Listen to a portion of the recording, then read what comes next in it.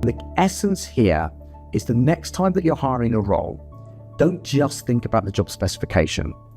Think about what's going to make someone successful in delivering that role.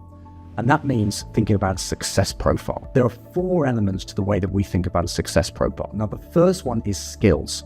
So the question would be, what skills do you need for someone to be successful in this role? Make sure that you're clear on that in your own mind. They should be things that can be tested.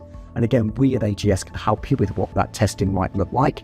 But it might be something technical, it might be something to do with leadership, it might be to do with communication or attention to detail, something like that. But something that can be tested. The second thing is scenarios. Think about the scenarios which are really relevant to that job that would make someone successful in that role.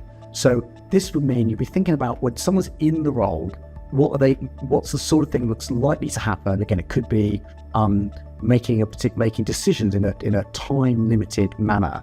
But if you think about the scenarios that are really likely to happen in that job, you want to make sure that when it comes to interview, you're clear on what those scenarios are, and you're probing and kind of centering your interview around understanding how you think the candidate in front of you is going to perform in those important scenarios. Okay.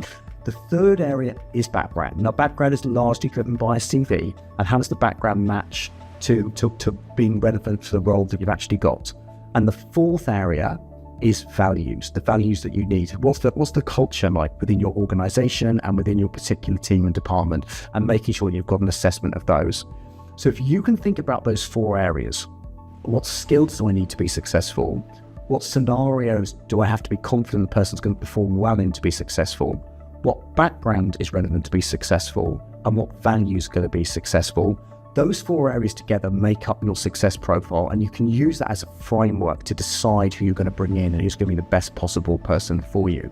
Now, you also don't have to weight them equally. You could say to yourself, well, actually, background is 5 out of 5 importance, or it's 1 out of 5 importance. You can weight each individual, and that's just an example, you can weight each individual area to a greater or lesser importance. And what I'm hoping is that will give you a framework for how you can make better decisions. You're bringing skills into the mix. You're broadening out beyond skills into scenarios and values as well. They give you a really balanced approach to the right person for you going forward.